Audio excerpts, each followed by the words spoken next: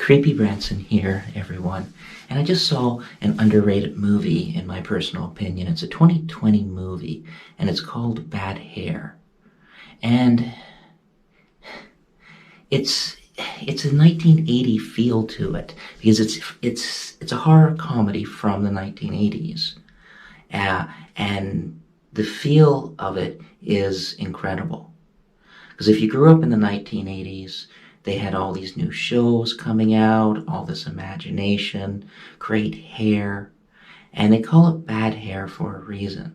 This woman, young woman, when she was a kid, her sister did something to her hair and burnt it.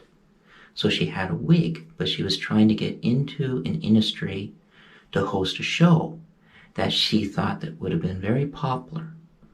But she became an assistant manager to someone, and they would never give her a job as a host because of her hair. So when this manager got fired and was going to create her own company, she was going to wait for that, but the new manager was really impressed with her because she's been there for a long time and she came up with all these shows, but she really wanted to host the show. And she made it clear that she couldn't do it basically because of her look, but in a nice way. But she gave her a card to get extensions, but it was expensive. But she took that money and she did it. And then everyone started looking at her differently. But it's called bad hair.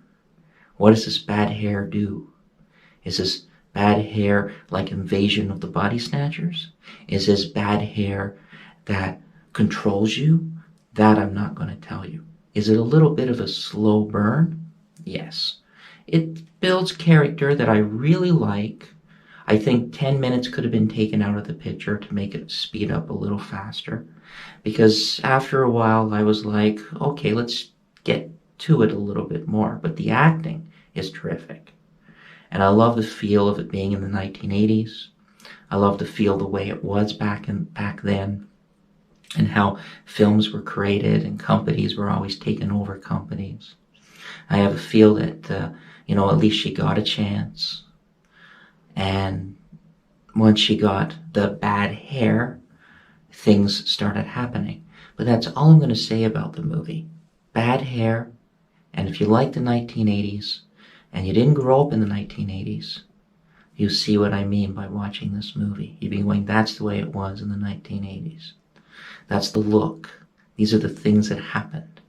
Fascinating, interesting things. And that's what intrigued me about this movie, on top of the amazing acting. Great acting, great story. Only has a 5.7 on IPM, but that surprises me considering I believe it should be a lot higher. I would actually probably give it a 7.5 because I enjoyed it so much. But stay with it. It is a bit slow, but it does develop character.